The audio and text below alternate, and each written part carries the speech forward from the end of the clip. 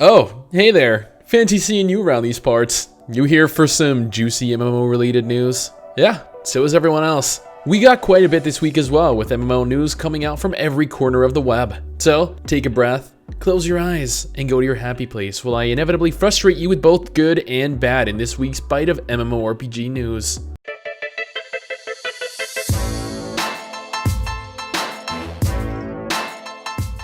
Before we jump into this game, I would first like to ask everyone watching, do you guys not have phones? Oh, you do? Wonderful! Then maybe you'd like one of the PC's best and most intuitive MMORPGs to take along with you.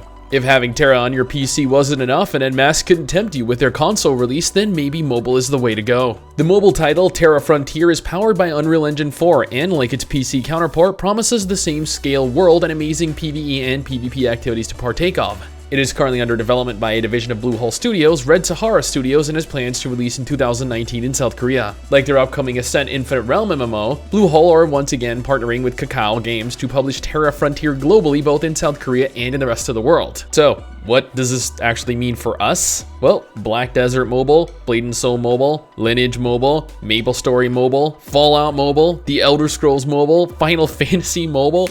Well, if you can't see the direction that we're currently headed, then let me tell you, it ain't the PC.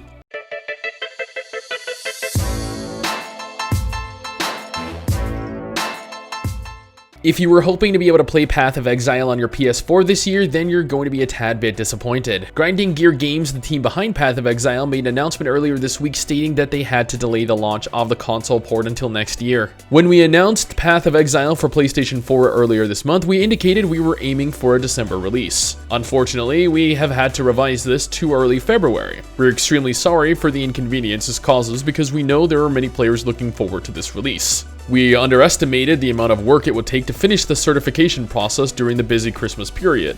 While we hope to have everything ready in January, we feel a lot more comfortable promising early February as a target release window. This will also give us time to work on game performance and frame rate, which we feel could be improved before release. It's honestly not much of a delay. I can say with certainty though that I would prefer for them to iron out any bugs and FPS issues prior to their launch on the consoles, because let's be real here, we as MMOers are not a very forgiving lot.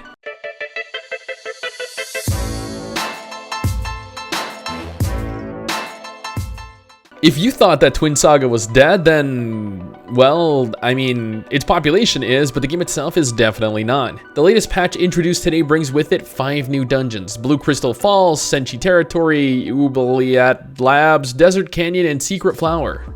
Yes, Secret Flower. Each dungeon is targeted at players over level 75. Additionally, Sapphire Keep and Hellfire's Inner had hard difficulties added in Nightmare Mode for Necrohole of Asmaveth. Yes, these names, holy shit.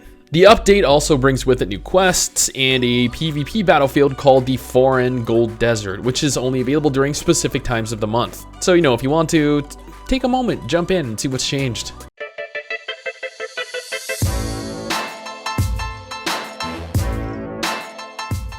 Red Dead Online is unfortunately not an MMO I will probably ever be able to play. I mean, I own a PS4, but I do not play any MMOs on it because, I mean, that's what I bought a $5,000 PC for. Now, like many in MMO, Red Dead Online has run into some issues, I guess, with griefers, players that are hell-bent on making other players' experience in the game a living hell. A band-aid fix was introduced to combat this in the form of a parlay and feud system that is just...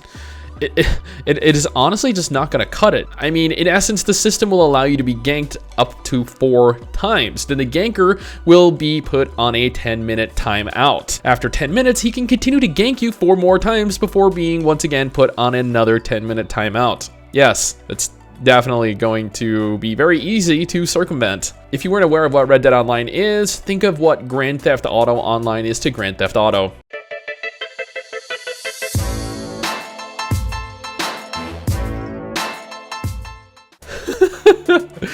Oh, Revelation Online has finally embraced its inner MOBA in its latest major content update titled Mythical Conflict. A new 5v5 League of Legends themed MOBA-style brawl titled Legends of Nuenar has opened up that will essentially allow players to take control of NPC heroes and murder the other team. It's League of Legends or Dota, but with Revelation Online characters. That's it. There's nothing special about it. I don't even know why they thought that this needed to be a thing. Who's even gonna play it when you have games like LoL and Dota and Heroes of the Storm and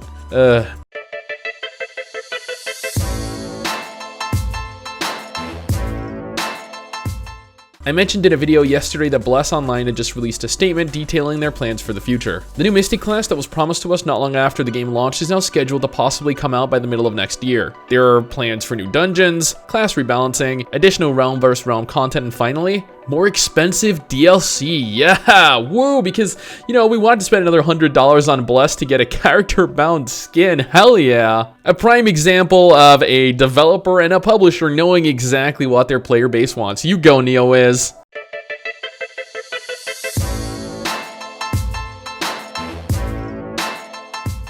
Yes, this game is still online and it's getting a new update to boot.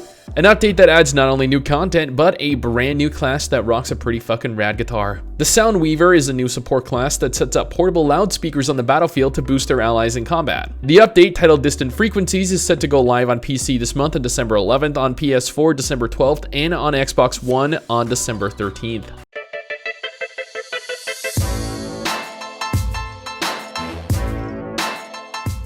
For those of you that have been keeping up with the drama surrounding Black Desert's Russian servers being shut down, you'll be happy to know that just last week, Pearl Abyss finally brought the Russian servers back online. Pearl Abyss launched various Dragon updates onto the Russian servers without fully releasing the Dragon expansion, much to the confusion of the player base, and it is being reported that the new Russian servers aren't even located in Russia at all, rather they're situated in the Netherlands.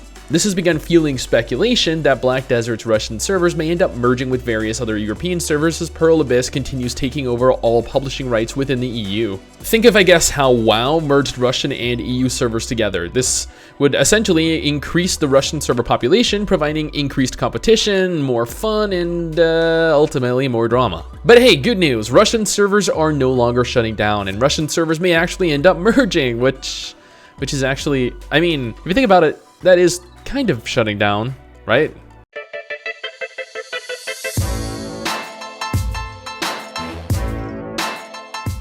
For those of you that loved the original Ragnarok Online PC MMORPG, you may be excited or disgusted even to learn that Ragnarok M Eternal Love, a mobile remake that supposedly takes inspiration from its PC counterpart, is launching globally soon. The team behind the mobile spinoff is promising that Eternal Love will be a very faithful adaptation of the popular PC MMO. While the game has been available in various parts of Asia for a while now, this is the first time players outside of Asia will be able to officially play the game. Supposedly, the game has various classes and maps that players should be all too familiar with, and yeah, it's a mobile port of Ragnarok Online. It definitely looks better, but that is probably as far as I'd go.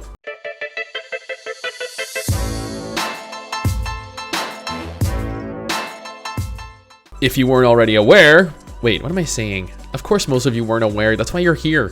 Whoops. Anyway, I digress. The team behind the upcoming sandbox MMO Dual Universe is slated to have its first alpha test beginning actually on the 29th of November. Only people that back the Kickstarter will be able to participate in the alpha test, with higher tier pledges receiving priority access. If you want to opt into the alpha, then you can go ahead and purchase packs to do so now, but honestly, it's an alpha. I'd at least recommend waiting until beta.